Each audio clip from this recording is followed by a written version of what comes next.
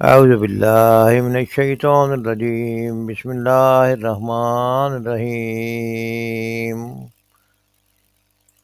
احل لکم لیلۃ الصیام الرفث الی نسائکم ہن لباس لکم انتم لباس لہن، علم اللہ انکم کنتم تختانون انفسکم فتاب علیکم وعفا عنکم۔ احلا حلال کیا گیا، لکم تمہارے لیے، لیلۃ رات میں، الصیام روزوں کو، الرفث رغبت کرنا، الی نسائکم تمہاری بیویوں کے، احل لکم لیلۃ الصیام الرفث الی نسائکم حلال کیا گیا تمہارے لیے رات میں روزوں کو رغبت کرنا اپنی تمہاری بیویوں کے، ہن وہ لباس ہے، لکم تمہارے لیے، وانتم و تم لباس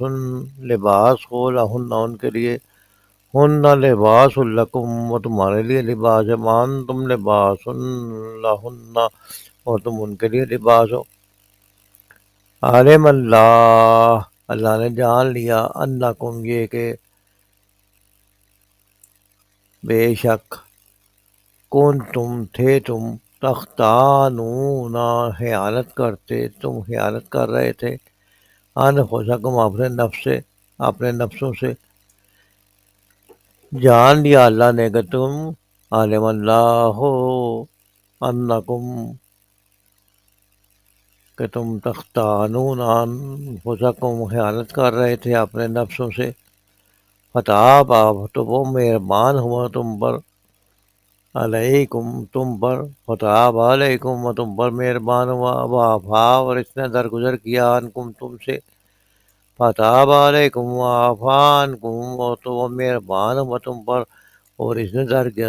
درگزر کیا تم سے۔ فالآن تو بس اب، باشروہن مباشرت کرو ان سے، وابتغوا اور تلاش کرو، ما جو کتبہ لکھا ہے اللہ نے، ما جو اللہ نے لکھا ہے، لکم تمہارے لیے، وَكُلُوا اور کھاؤ، وَاشْرَبُوا اور پیو، حتیٰ یہاں تک کہ یتبین واضح ہو جائے، ظاہر ہو جائے، لکم تمہارے لیے، الخیط الابیض سفید دھاگا، من الخیط الاسود سیاہ دھاگے سے، من الفجر فجر میں یا فجر کے وقت،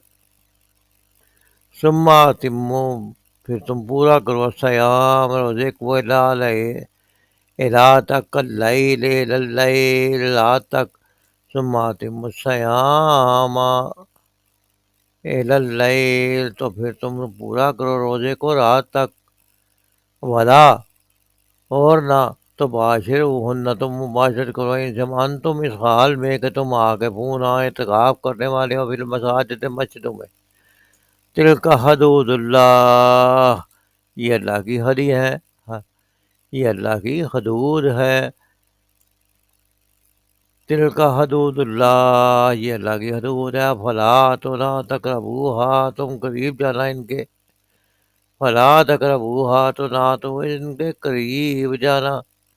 تلک حدود اللہ فلا تقربوہا یہ اللہ کی حدیں ہیں، تم ان کے قریب نہ جانا، کذالک اسی طرح یبین بیان کرتا ہے اللہ،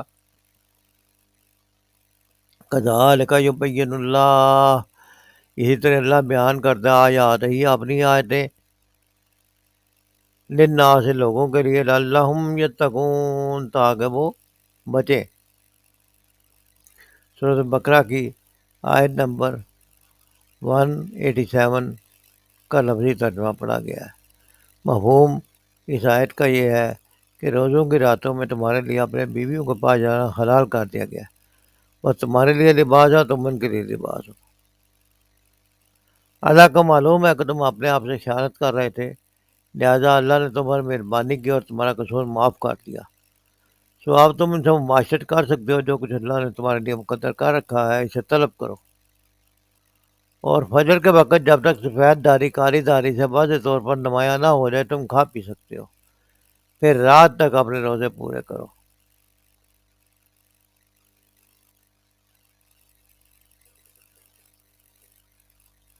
اور اگر تم مسجدوں میں اعتکاف بیٹھے ہو تو پھر بیویوں سے مماشرت نہ کرو، یہ ہے اللہ تعالیٰ کی حدود، تم ان کے قریب بھی نہ بھٹکو۔ اسی انداز سے اللہ تعالیٰ اپنے احکام لوگوں کے لیے کھول کھول کر بیان کرتا ہے تاکہ وہ پرہیزگار بن جائیں۔ اس آیت میں روزے کے احکام و آداب کے متعلق کچھ سوالات کی وضاحت کی گئی ہے جو مسلمانوں کے ذہنوں میں پیدا ہوئے اور انسان کے فطری تقاضوں کو پورا کرنے کا اہتمام کیا گیا ہے کہ اللہ کے نافرمانی کے احساس سے بچنے کے لیے احکام کو واضح کیا جائے اور لوگوں کے اندر یہ احساس پیدا نہ ہو کہ ہم اللہ کے احکام کی نافرمانی کر رہے ہیں، بلکہ جس طریقے سے اللہ نے حکم دیا نازل کیا ہے اور جن طریقوں سے اللہ نے اجازت دی ہے رمضان کی راتوں میں، اس طرح جو ہے وہ اللہ تعالیٰ نے مسلمانوں کے لیے آسانی پیدا فرما دی اور اب مسائل کو کلیئر کر دیا۔ طلوع آفتاب سے لے کے غروب آفتاب تک جو ہے وہ ہر طرح کے کھانے پینے اور میاں بیوی کے تعلق پر پابندی لگائی گئی ہے تاکہ تمہارے اندر تقویٰ کی صفت پیدا ہو اور نفسانی خواہشات پر قابو پانے کی صلاحیت بھی پیدا ہو۔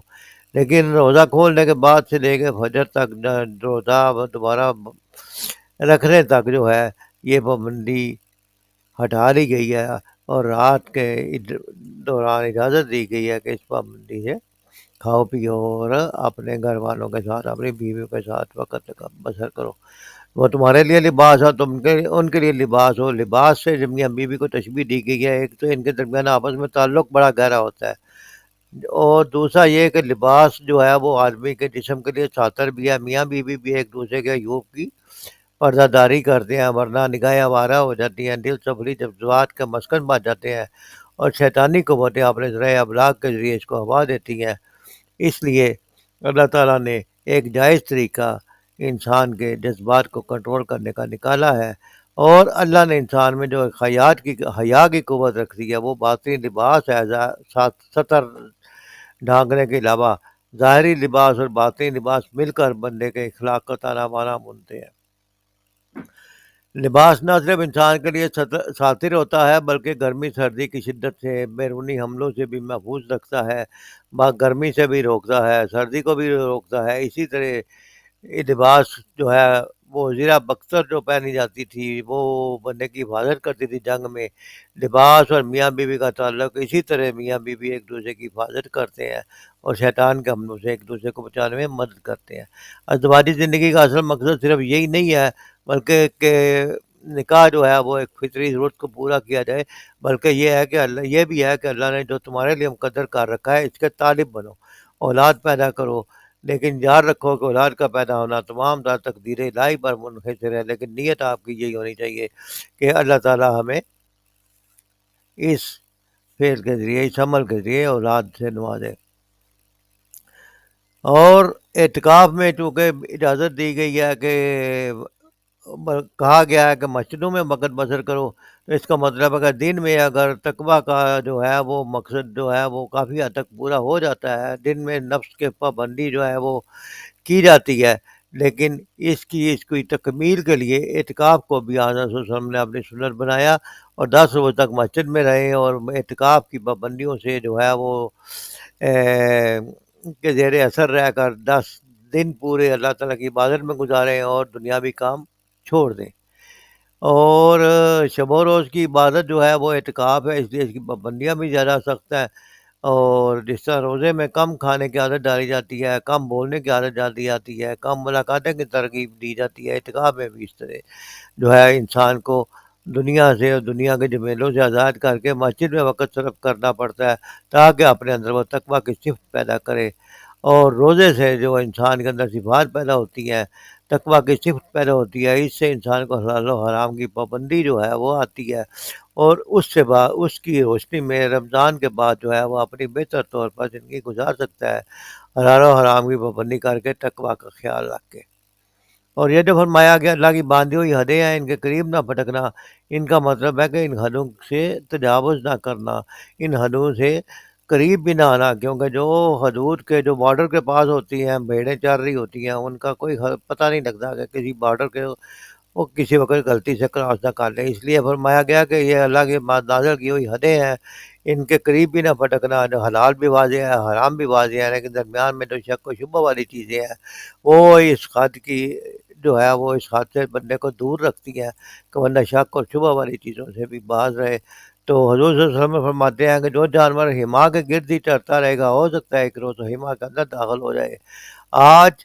افسوس ہے کہ بہت سے لوگ شریعت کی روح سے ناواقف ہیں اور ہمیشہ اجازت کی آخری حدوں تک ہی جانے پر اصرار کرتے ہیں کہ یہ بھی اجازت ہے، یہ بھی اجازت ہے، یہ بھی کر لو، وہ بھی کر لو۔ حالانکہ احتیاط کرنی چاہیے کہ اللہ تعالیٰ فرماتے ہیں کہ ان حدوں کے، اللہ کی باندھی ہوئی جو حدیں ہیں، ان کے قریب بھی نہ پھٹکو۔ لہٰذا غلطی کے سے امکان کو بچنے کے سے ضروری ہے کہ اللہ کی باندھی ہوئی حدوں سے